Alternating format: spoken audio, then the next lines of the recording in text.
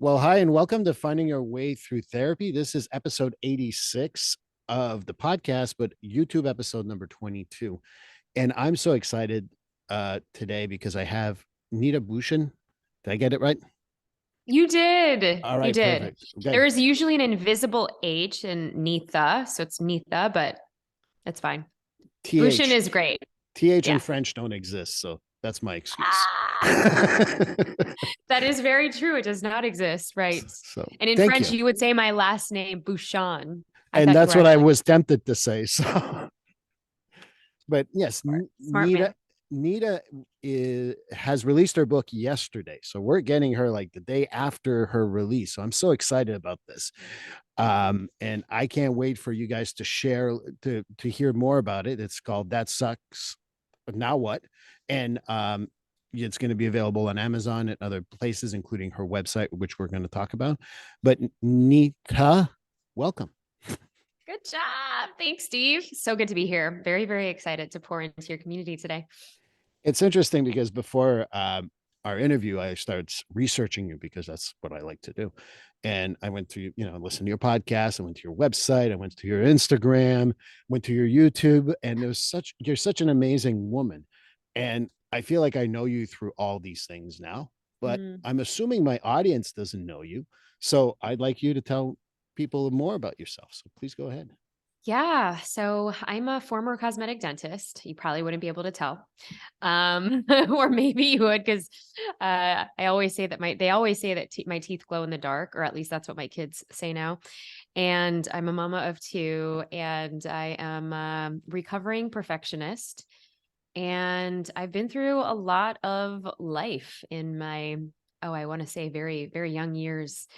But I have really been so fascinated about human dynamics, and I love connecting the dots between our emotional health, our mental health, how to build resiliency. And I am the author of several books. Obviously, my latest one, That Suck Now What? How to Embrace the Joy in Chaos and Find Magic in the Mess, is out now, and you can get it at thatsuckednowwhat.com. And I am a transformational speaker, keynote speaker. I am a serial entrepreneur, have founded several organizations in the intersection of personal growth and coach training and discovering your dharma so that we can all live lives that are on purpose. And I'm super excited to talk to you today. Well, as a practicing Buddhist who follow Buddhist principles, I know what Dharma is, but how about you share with the audience just in case they don't know what Dharma means? Yeah, so Dharma is really, I mean, my background is Indian and Filipino. My parents were immigrants. My dad was from India, my mom was from the Philippines. And Dharma is in, Vedic or Ayurveda, the essence of one's soul and one's soul's purpose and what you're meant to be doing here on this planet. You know, the Japanese have a different name for it. The Japanese call it your ikigai, your fulfillment of one's life, which is like the intersection of your contribution, your gifts, your North Star, what you're good at, the legacy you want to leave. So that's the arena that I love to play with. So, is that how you go from a cosmetic dentist to what you're doing now? I mean, how do we do that transition? Like, it's like you're like, I want to do therapy, but let's start off with dentistry. I want to be doing a coach. I'm going to go do dentistry first. I mean, how does that work? So first you have to start as like a stand-up comedian because that's obvious if you want to be a dentist. No, I'm just kidding. So dentistry I get it. dentistry really starts with the idea that you are born and raised with parents who are like doctor, dentist, lawyer, engineer, and that was the only thing in my periphery growing up, getting that stable job, getting that notable job, getting the the opportunity that it's going to be safe, because our parents came here, many times they have the rags to riches kind of story. My dad did not have that. He actually was an entrepreneur, and he wanted a different life for himself. He left India at a certain age and lived in Nepal for a few years. He started a bar in Nepal. And what was really interesting was he didn't want anything to do with um, a family inheritance, if you will. My grandfather was a diplomat in India and died early. And so my father actually left and he was like charted his own path. So I feel like in many ways I kind of did the same thing, even though he probably didn't want me to. And so he always preached, education, legacy, and that was kind of the building blocks of how I grew up. And so working with my hands was a big thing. And I actually grew up early. So I, at 10 years old, my mom got really sick, and that kind of spearheaded my journey of a lot of resiliency, adversity, setbacks, and sucky moments before I was 19. So that really kind of spearheaded my journey into medicine. And because my very, very first job outside of scooping ice cream, That's an um, important job for the record. That's a very important job, but please go ahead. summer months.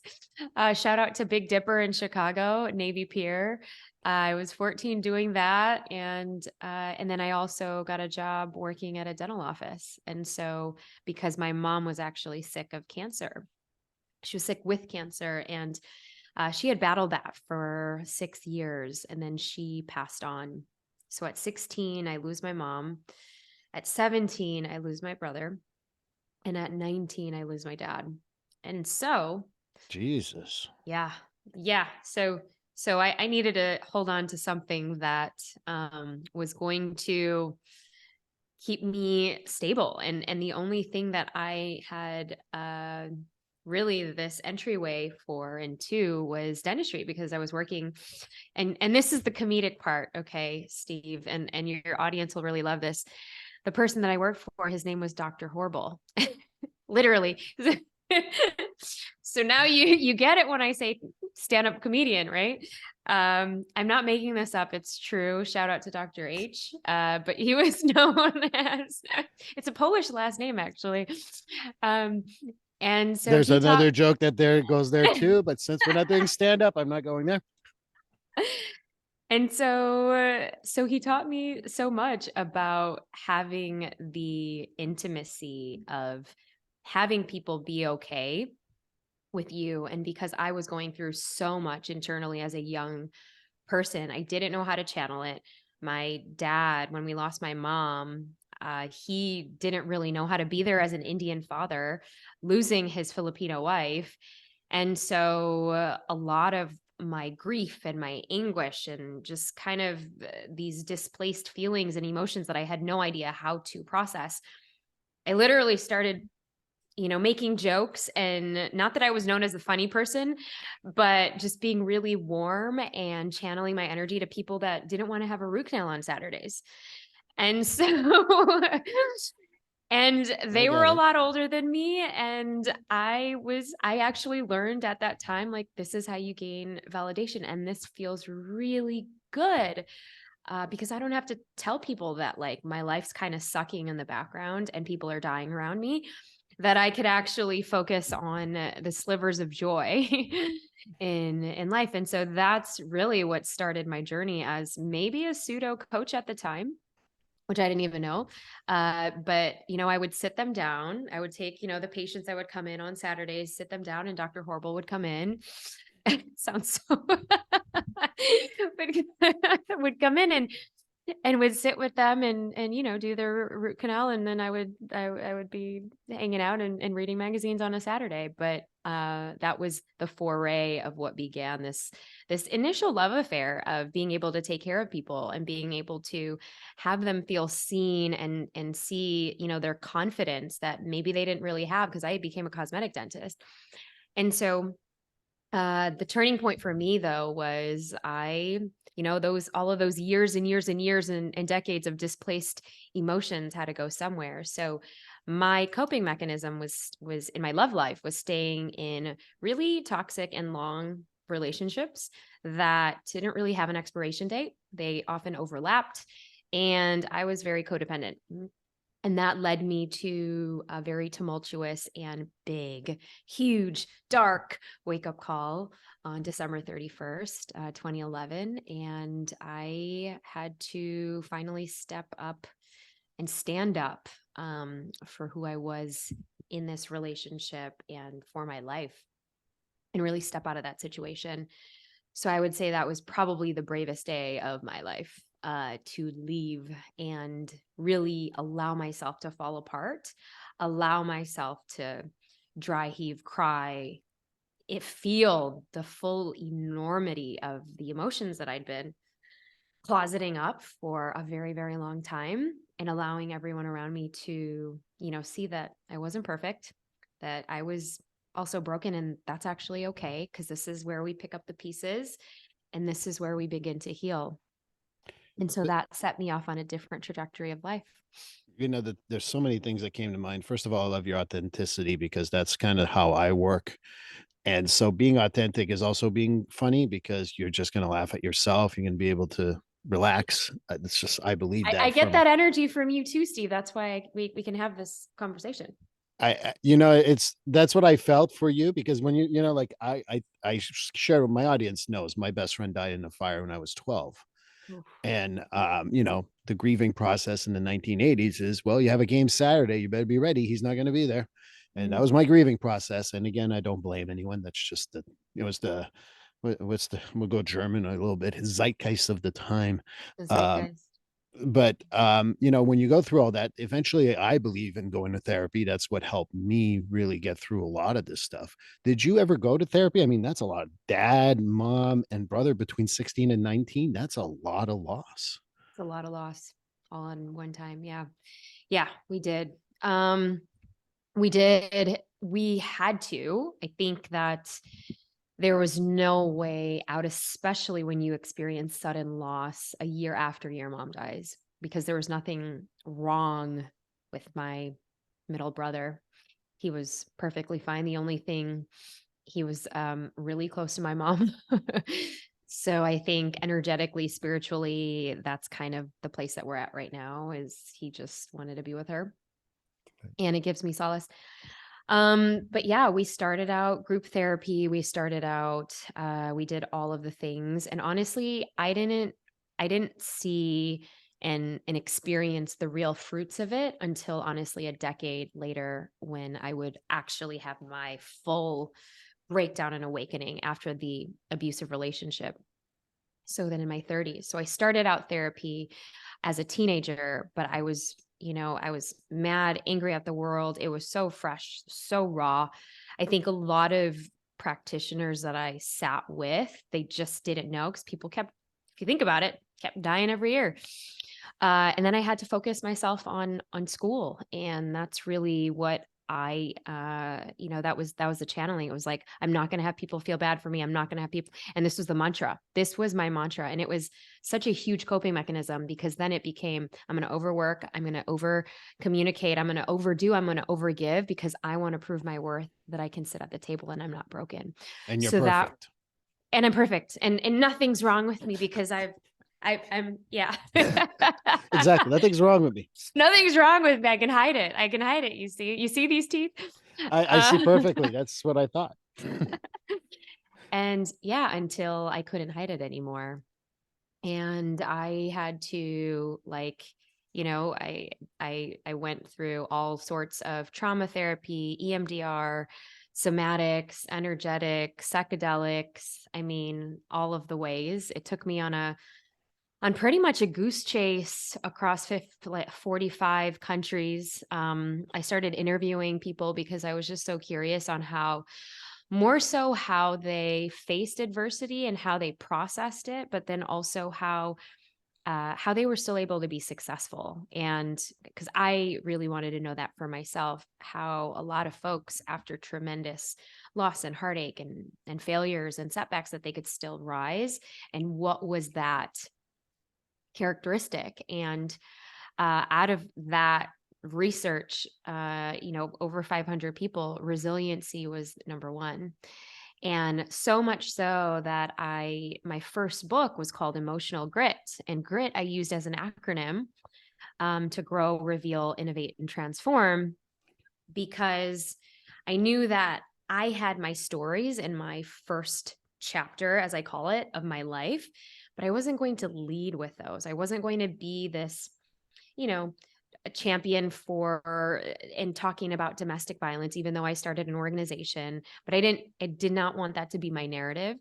I wanted people to feel empowered and feel that they could actually be the driver's seat of whatever next chapter they wanted to author, which then became my purpose, because then I started talking about it in several different ways, and that really became, the through line. I'm a EMDR practitioner. You have to go through it in order to be an practitioner. So I get it. I certainly get it. I haven't done psychedelics yet. Well, and I'm okay with that. I'll survive with my therapist for now. If I need it, I'll go for it. Believe me, I have nothing's below me or above me. I'm just the same. But one of the things that I really liked in what you said is that you got to be resilient. And how does someone develop that resiliency? How does someone become resilient? I mean, it's very difficult to be resilient in the situations you lose three family members, or you lose, touch with people that meant a lot, or you're in an abusive relationship and you've been isolated and you don't know where to go. I mean, how does someone develop a resiliency through all of that? Mm. Yeah, I love that you brought that up, because there's two different frameworks that I speak about in the book, and the first one is how you fly forward. And in order to fly forward, well, we need to have a fall, right? We can't just start flying, even though some people think that we can bypass some of our setbacks and we can just shove it under a rug, or we can, like you, go to the game on Saturday and pretend like everything's okay. We can go, and for years I was going, and for years I thought I had like shoved everything under a rug, done my bare minimum of therapy and talk therapy and all of those things, but I wasn't really embodying it. It wasn't fully like, I saw my parents die of diseases, medical diseases that really took them to a different place. And I felt like there is something missing to really connect the dots around our emotional health and our mental health. And it was just the through line. I wasn't taught how to process my emotions when I was young. I was told, you're strong, you're tough, big girls don't cry. And so for years, and as I'm sure many young boys now having two small kids, I'm like reparenting myself at this stage. And I'm saying, okay, before I act in the heat of like the humanity of me as a mom at this point, I'm like, okay, I'm not going to pass that down. I'm not going to say, stop crying. Even though I want to, I'm going to take my moment and I'm going to breathe and I'm going to center myself. And here's the thing, everyone, I'm going to have an anchor. And for all of those years during my tough moments, my anchor was, and perhaps we can argue if it served me or not, but my anchor was, I am not going to have anybody feel bad for me. That was the anchor. Okay. That was the anchor. It got me through, but we need to have some sort of an anchor. Now, if I were to do it again, I'd probably say something different. Like, okay, it's okay to break down. It's okay to take the time to grieve. And it's okay to take the time to experience the depths of that grief. When I got through my first marriage, every single day I set aside 15 minutes to just grieve that loss every day, 15 minutes. And, with my therapist, it was like, all right, cry as much as you can. I was in the, parking lot, and I owned the building. I owned the dental office, but I felt so small during those times, because I was like, all right, this is like so big. Do I really have to go in today? But it was in those moments that, number one, we need to have an anchor. Number two, we need to have grace for ourselves. And when you have a fall, which is the first stage, we then start to recognize that, okay, there's a change that we need to make. We're either going to stay in this or we're going to leave. Either we're going to, make a different decision, or we're going to say, you know what, I can bear with this a little bit longer. But there is an action, there is an ignition. So that's the ignition step. That's stage 2, is the ignition to really understand, well, what? I need to make a change in my life. Most people who aren't ready to make that change, it's too scary, it's too big, they're going to keep going in circles. But that's the ignition. And then the ignition gives rise. So stage 3 is the rising. So how do you build the audacity of your resilience? You have to be brave enough to rise. So that's step 3, meaning take those baby steps. So for me, it was saying no to the relationship. For me, it was getting a restraining order and actually being honest about what happened instead of trying to shove it under a rug. And then when we get a little bit more confident in our new reality of life, we can then start to magnify who we want to be, magnify in terms of getting the help. So getting therapy, interviewing therapists and seeing, maybe this person is in alignment with me. Maybe this isn't. Getting a therapist is like dating somebody. You have to see if it's like the right fit. It really is. It kind of is. Well, at least in my experience, because some people might be okay in a certain season and stage of your life, and then you can kind of move on to, perhaps maybe another person. Maybe you're one of those who serial monogamists who like to have your same same therapist for a very, very long time, and that's cool too. But then we get into the thriving stage, and thriving means, it doesn't mean that it's going to be like all roses and peaches and rainbows all day long. No, it means that, all right, you have this certain acceptance that you know what your flaws are, you know that sucky moments are going to happen, but now you have certain tools. Now you know how to center yourself. Now you know how to ground yourself. Now you know how to regulate your emotions. So you're not going to get fiery. You're not going to go into blame and spiral into the victimhood or the victim mindset like we would usually do. We know that, okay, this is a tough season. I've got my practices, and I share quite a few of these emotional release practices in the book. And you know that, this isn't about me anymore. It's about other people. It's about sharing it on a podcast. It's about volunteering at a local organization. It's about Right. paying it forward for other people. And I think that what, the first thing that came to mind when you were talking about all that, it's okay not to be okay. Yeah. When people are struggling with stuff, they're like, I should be okay. I should be over it. I should. And I go like, no, shoulds don't exist. And I laugh because, therapists, so you said like dating. I don't know how much my licensing board would like me to say that, but one of the things I say is that You don't have to agree. You don't have to no, agree. I certainly agree. I'm just going to use a different analogy. I'm not everyone's Yeah. cup of tea as I see you drinking your water. Um, I'm not everyone's cup of tea, and that's okay. Find your right cup of tea. That there's nothing wrong with that. If you say, Yeah. what, Steve, you're not a good match, or you can say it however you want, it's okay. And I think that that's when you talk about, being, audacious around these things. It's being able to say to people, hey, you know what, you're not my fit. It's nothing personal. And if it is personal and you got to get something like that, the restraining order, then yes, you do it. But I always tell people, if you reject me, it's not like, Steve, you're a bad person. No, I'm not a good fit for you. And I tell people, I'm not personalizing that stuff. Mm-hmm. So Mm-hmm. yeah, I agree with you. I just, like I said, my licensing board saying that it's like dating, they might be like, ooh. They're not going to appreciate that analogy. No, I think that in what you just shared, the idea that, yeah, it's okay to say no. And I think a lot of us, hello, former recovering, perfectionist here and recovering people pleaser. I think it was for years I was so afraid to rock that boat. So I would not say anything. I would just kind of coast because that was expected of me to be a good girl in my home, because there was so much chaos going around outside. Like you couldn't dare to ruffle any more feathers because it was already so chaotic. So it's like, all right, here's how you keep the peace. And anyways, good girls are poised and have a lot of grace, and they don't rock the boat anyway. And so I think I had to really learn how to be okay with my anger, with my rage, and actually carving a space out so that I can express that in a healthy way. And I think for, a lot of women and even men, like I couldn't for years, I couldn't even hold other people's anger and rage. I would get really scared. Of course, I had PTSD from a relationship around it, but all of our emotions have a place to exist, and it's why I talk about the duality of the emotions.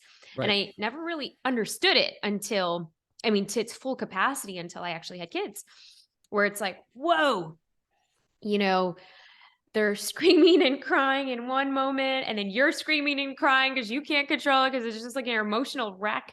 And then they go to sleep, and then what are you doing? I'm taking my phone and I'm looking at all of their pictures, and I'm like, oh my god, this is like the cutest thing ever. And then my husband comes in the room and he's like, I thought you needed a break. What are you doing? Like, still looking at photos of your kids and they're sleeping. Like, I thought you wanted to take your break. And so because it's not black or white. It's not, there is this living of like, yeah, it's chaotic, it's messy, and there's so much joy also that like live in the same plane. And I think going back, so for years of my grief and the darkness and the sadness, there were slivers of having a crush on the barista at Starbucks, getting coffee while I had to go back to the hospital to see my mom, but there were moments that I would still get butterflies in my stomach passing, the hall and seeing somebody else, so it's like inviting those moments of like reminding you the humanity that you actually can experience those things. That's pretty cool. I'm in my coaching system is the emotional management Oh, coaching. And I so talk about good. how you have, we're socializing again. Sorry for the big stereotypes. Women can cry or be happy, but that's about it. Men can be angry or be happy, but that's about it. We don't talk about fear. We don't talk about disgust. We don't talk about surprise. Never mind a secondary emotion, because your fear might hide anger. Your anger might hide surprise, and so on and so forth. I'm not going to go into all the details here, but I get what you're saying, and we're so socialized as to how it's going to be.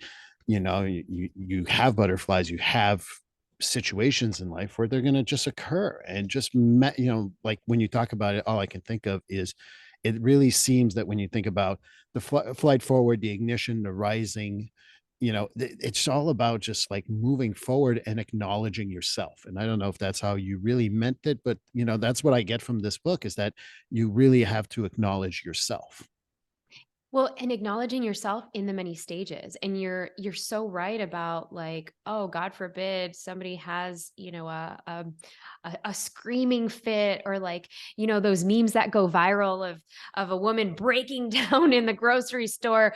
Well, yeah, she may be having a psychotic break, but maybe because she's never been allowed to express the intensity of those emotions. And thank God for like rage rooms now where we could throw stuff. Like, when I was younger, my dad allowed us to, get like different vases and get it from like the dollar store, but we would throw it on the floor just so that we could like release anger and frustration. And I'm sure it was probably helpful for him too, as an Indian man, to let those feelings out. But I think that there is a place. And I think that, when we allow multiple facets of our different emotions to show, then we can start to normalize it. And I'm all about like, yeah, normalizing all of the feels, which is why the subtitle is how to embrace the joy in chaos and find magic in the mess, because life can get messy and it's not supposed to be perfect. Perfect is boring anyway, and there's no real like there's what is the definition of that to begin with? But I think there's something to be appreciated. In my coaching and my therapy, if someone comes in, I just want to be normal, I said, you ain't aiming high, are you? I hate the normal thing and what's normal. I just don't believe in that stuff. You can have a shaved head and a beard and be a very in touch with your emotions. And yet at the same time, there are days where I just want to pull the two hairs that are left on my head. and it's okay to have both, and embracing all that. So I just thought, you're saying the stand-up comics thing. I tend to put a little humor in the podcast because it's important to think about it as a humor thing. Well, and one of the ways to build resiliency is to make fun of yourself. Oh, wait. And that was also one part of my therapy. Actually, I took an improv class, which then led to a stand-up comedy class, which then led to, another one of those second city classes. I think you guys might have it in Boston. And The for those second who, city is really Chicago, though. okay, Gotta give a well, shout yeah, out to but Chicago. yes, shout out to Chicago. And that's like the keys if you want to ever be on like Saturday Night Live or your stardom there. But for me, it was like, let me build my emotional capacity to feel and to be in a space to be witnessed by other people and not feel judged and be fully accepting in like the different languages that you'll speak on just whatever random exercise that you would do. This is improv. And then the pressure to actually do a 5-minute set and to actually be funny. Yeah, that was those are some really huge stretch goals, and it really yeah, it really added to building that resiliency as well. It's just like dating, right? We got to put on a 5-minute show in order to get the right person. And I think about Amy Poehler, who says that being a stand-up comedian means there's a lot of pain behind it. And Yeah. if you read her book, and I'm not plugging her book by any stretch, but she talks about that. I know you mentioned Second City. I just had to mention Amy. Amy, I mean, a lot of those guys, they and a lot of comedians, they do use comedy to mask a lot of the pain. And because comedy is therapeutic, and also there's a way to hide behind some of the shit that has really gone down in people's lives. No And kidding. if you've seen some comedy specials, and I would actually do this, I feel like you'd probably do this too, but and how people can actually talk about their stories, and it's so like, whoa, they've been through a lot, but now they're able to channel it in a way where it's freaking hysterical. It's so funny. Yeah, and And I think that that's what we got to do. Taylor Tomlinson is one of my favorite, and she's very open about her mental health and her struggles, and it's really cool to hear her. If you're again, I feel like I'm plugging people. I am not. But it's just stuff that I see about stand-up comedians just being honest about all the stuff they've been through, because you got to and laugh at some point. well, yeah, yes. So can we actually give ourselves permission to laugh at what sucked? And that's my, my invitation for the book, and really how I structured it is to enjoy and find the joy, because for the first 2 decades of my life it was so dark. It was so dark. In fact, I mean, I didn't even give myself permission to laugh at certain points, because I'm like, oh my gosh, we're supposed to be sad, like we're supposed to be not having fun, even though, well, yeah, was I watching TV? Was I going to the movies on the weekends? Yeah, but did I have all of this enormous guilt attached to it? And then, how I even interacted with my brother, because he was 14 and I was 19, going through this very ambiguous stage of life. I didn't really know what I was doing. And so, later on, to even have compassion for yourself, because there's another concept that I talk about in the book called the bounce factor. And this is a great analogy, because many times we will think that, building resiliency is we've got to be tough and we've got to be strong. But guess what? If we take a glass that is strong and we let it go, it just shatters into a million pieces, right? But if we take a ball and we let it go, a basketball, any sort of ball, it is going to bounce. It's going to bounce because there is that agility. There's a little bit of that flexibility that's going to flow. And so to allow ourselves to maybe go into these 4 different ideas. And the first one is look at your upbringing. What was really talked about in your household? Were you raised by helicopter parents? Were you raised by tiger parents? Were you given agency to speak your voice at the dinner table? Or were you told that, all right, listen to your elders because they know exactly what is good for you? And so that's number one. And number two is, what about your exposure to good stress? Now, the exposure to good stress, there's so much research behind this, but many times when we are so afraid of certainty, and most of us need to know the exact steps, the next steps going on, we're not going to lean out of what's our comfort zone. And so stretching your capacity for good stress or inviting good stress, it could be taking another route to work. It could be walking an extra 15 minutes. It could be going to bed an hour earlier, but actually exposing yourself to good stress, having a difficult conversation, leaning into the discomfort, actually allowing yourself to feel whatever is feeling weird and not settling instead of picking up your phone and distracting yourself with the dopamine. That's an invitation for good stress. The third and the fourth part is your emotional capacity. I've already talked about it. We talked about it for like Second City, right? Your ability to stretch, your ability to feel what you're actually feeling. And then the last thing is your radical self-awareness, to actually check in and do a check-in to say, does this actually feel really good? Or does this or is this me, or is this somebody else? Does somebody else just like inject their desires and thoughts for me? Or is this coming from a place of, I actually need to say no to this. That is actually like, Steve's not a fit for me, or he is a really good fit for me, you know, And I think that what you the just balance said, factor. I'll go back about get uncomfortable with being uncomfortable. Get comfortable with being uncomfortable, I should say. I apologize. I really like that. And Thank you.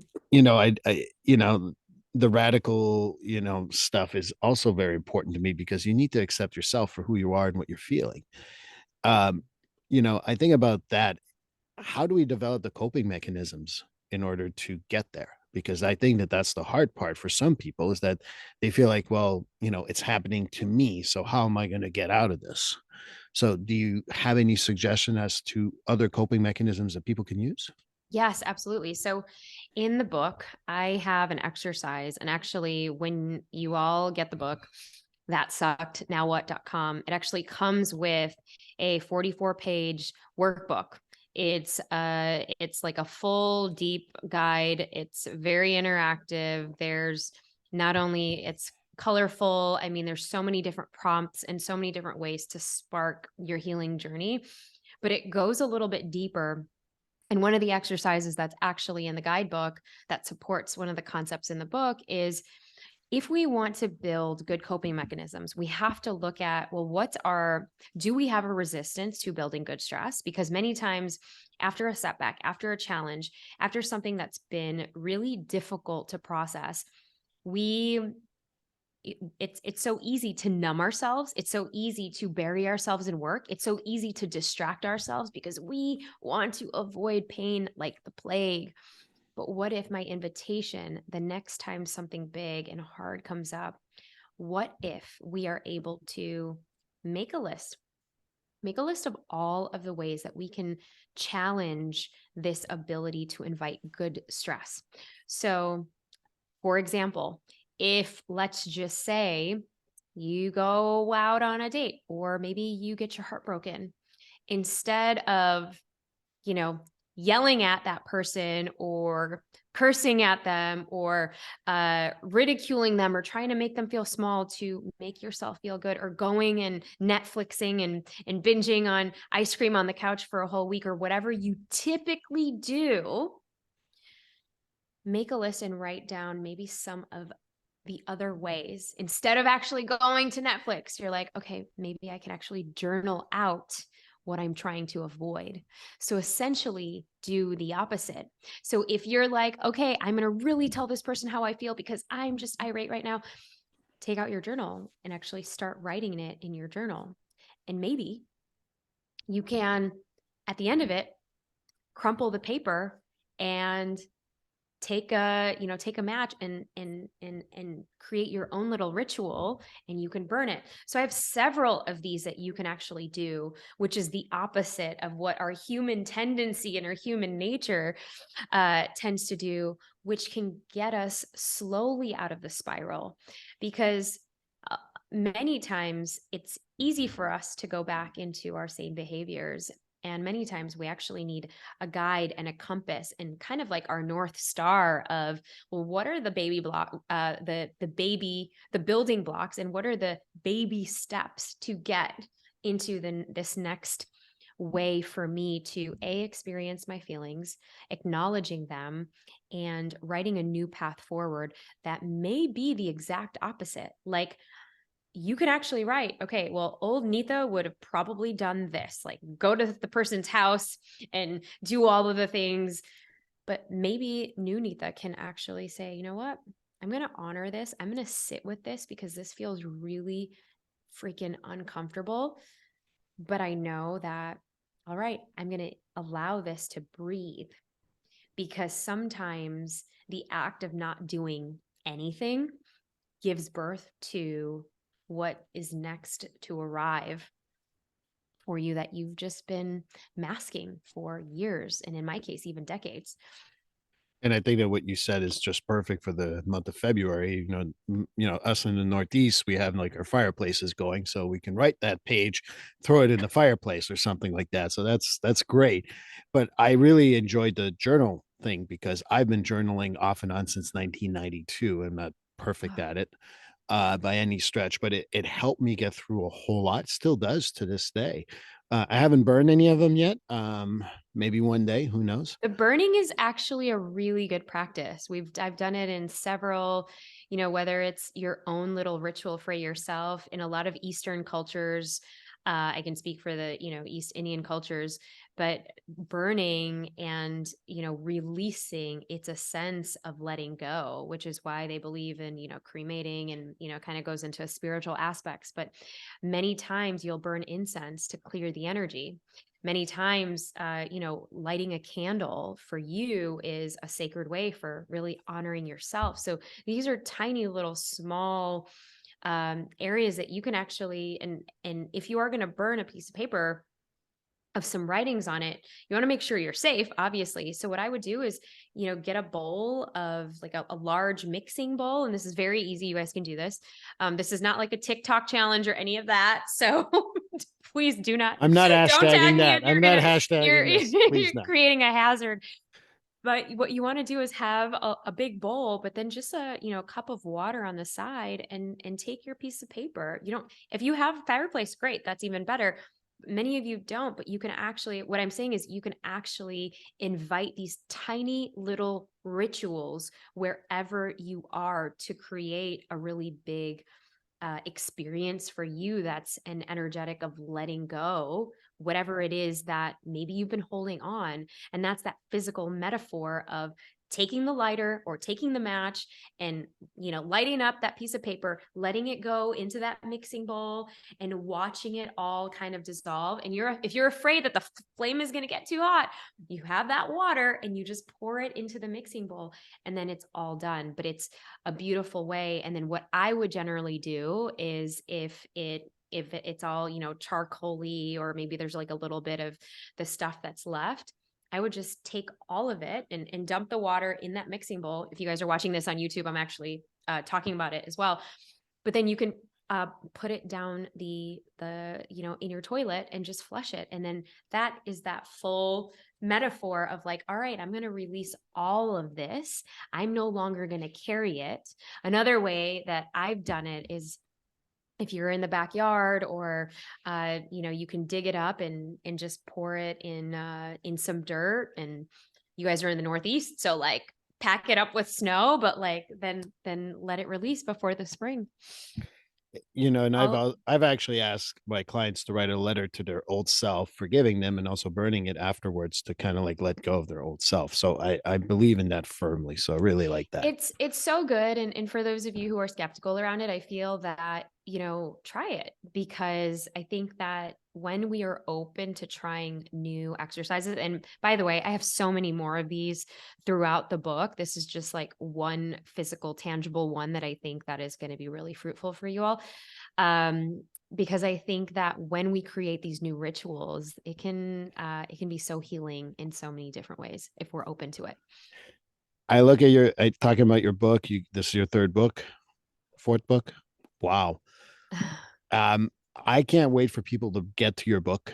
Um, as we wrap up here, how do people get in touch? Getting the book, obviously, we would go to your website, that's sucknowwhat.com, or your website, right? Which Yeah, is so Neeta Bhushan. So that sucked now what.com you can actually go to, and it actually connects to my website, Neeta Bhushan. So and you can get a whole download of where I'm usually at. I usually spend a lot of time on Instagram, and now I'm starting to get onto TikTok. We are on YouTube. All of our Brave Table episodes, the snippets are on YouTube.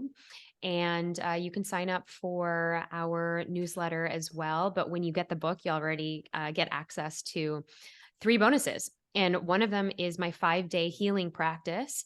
And that starts with our relationships. We start out with relationships. We go into our optimal energy so that we're not feeling depleted, so that we're not leaking energy everywhere, so that we're not burning out. And then we get into talking about how to create abundance and manifest the things that we really want in our lives. And then day 4, we talk about how to take massive action despite the discomfort, and be brave and courageous in doing so. And then day 5, we're just bringing it back to ourselves, replenishing ourselves. And so you get that, you get the digital journal, and you also get a ticket to the That Suck Now What, the virtual book launch party that's going to be, released as well. well, I can't wait for people to read it. I certainly enjoyed listening to you. I also know I've listened to your podcast. It's really good. So I hope people go listen to that. But more importantly, I hope they go buy the book with all those bonuses, and the self care that goes with that is just truly amazing. So, Neeta Bhushan, sorry, I got to do it very consciously. And then all I can say is DMD afterwards, right? Yes, or DDS. DDS, okay. Uh, but I can't thank you enough for this great interview. I hope people go get the book. I strongly suggest that everyone goes there, go to the website, and get it today. Oh, you were so awesome. This was so much fun. You're such a great interviewer. Thank you so much, Steve, for having me. I thank you for your time.